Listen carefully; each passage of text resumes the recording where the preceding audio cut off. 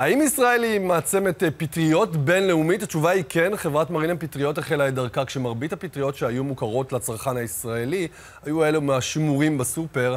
היום היא מחזיקה באחד מבתי הגידול הגדולים והמרשימים ביותר בעולם. אור לוינשטיין שלנו קיבל סיור פרטי במפעל. לאחרונה, הכוכבות הכי חמות על המסך שלנו בסרטים תיעודיים, סדרות, אין ספור כתבות, מאמרים ומחקרים, הן הפטריות.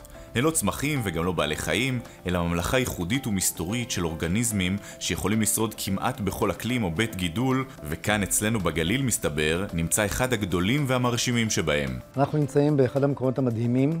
אנחנו בחווה לגידול פטריות, חווה מודרנית, היא נקראת חוות רמו של חברת מרינה. סדר גודל ביום של עד 50 טון פטריות, פורטבלה, שמפיניון, פטריות יער. פלא מדהים הפטריות. אנחנו נוהגים להגיד שהיא לא בריאה, היא פלא הבריאה. הם ממלכת המחזור של הטבע, משום שכל אורגניזם חי שמתקלה לבסוף, הפטריות מעכלות אותו. גילו עכשיו גם זן של פטריות שמעכלות פלסטיק. דמיינו עולם שאנחנו לא נצטרך לדאוג ממחזור הפלסטיק, אלא פשוט נעכל אותו באמצעות פטריות. אנחנו במרינה אוהבים להגיד שהתחיל עידן הפטריות. יש חברות סטארט-אפ שהיום משתמשות במיסליום, שזה התפטיר שנמצא מתחת לפני הקרקע, שהוא בעצם הפטריות, וממנו מייצרים תחליפי חלבון.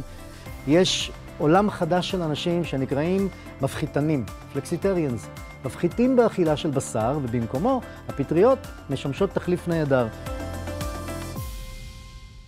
בגלל טעמה ומרקמה והעובדה שהיא נמצאת דרך קבע בצלחת של כמעט כולם, הפכה הפטריה לתחליף האולי בלעדי של תעשיית הבשר המזהמת, עם אין סוף מוצרים שרק הולכים ומשתכללים. אז לכאן מגיעות הפטריות הטריות שלנו מהחווה, חותכים אותן, מטפלים בהן, עד לשולחן שלכם. נוסיף לפטריות שלנו פתיתי סויה, בצל מטוגן, בצל יבש, פטרוזיליה, ואת תערובת התבלינים שאנחנו מערבבים בחדר התבלינים שלנו. לכל ממש מאוד מאוד מדויק, בשביל להגיע לאותה תוצאה כל פעם. המסה שלנו סיימה להתערבל, בעצם די מזכיר מסה של בשר טחון, אבל אין פה בשר כמובן. המסה הזאת תעבור לקונוס הזה שיחלק לנו את המנות. השבוע ייצרנו בערך טון של פטריות, זה אומר שיצאו מפה כ10,000 המבורגרים. הקציצות נכנסות עכשיו לתנור לאפייה. עברנו את ה-90 מעלות שלנו מעל 10 דקות. הבורגר בטוח למאכל, הוא עכשיו צריך לעבור צינון מהיר. ניכנס לשוק פריז. המכונה המשוכללת הזאת עושה ואקום, מוציאה את החמצן ומזריקה גז בפנים כדי שחיידקים לא יוכלו להתרבות. הפטריות שהגיעו היום בבוקר, הבורגר הזה כבר מחר במדף בסופר. שף הבית של מרינה אבי פטל משתמש במוצרי הפטריות לא רק כתחליף לבשר, אלא כחומר גלם להכנת מתכונים מנצחים. אני רוצה להתחיל עם איזשהו מנה כלילה, סניע פטריות. לוקחים את ההמבורגר פטריות שלנו וצורבים אותו דקה-שתיים, טחינה, סילן, שקדים, ואנחנו ניקח גם כמה פטריות. בזמן שאנחנו הופכים את ההמבורגר, אנחנו זורקים למרבד. הפטריות שלנו מוכנות, צרובות, וביחד נצלחת את המנה.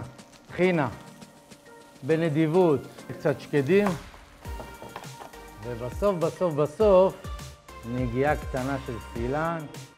כיף, כדאי לנסות בבית.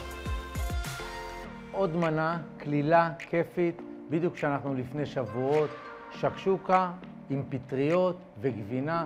המצרכים שלנו הם סלק ירוק, חתוך. איזה פטריות שיש לכם בבית?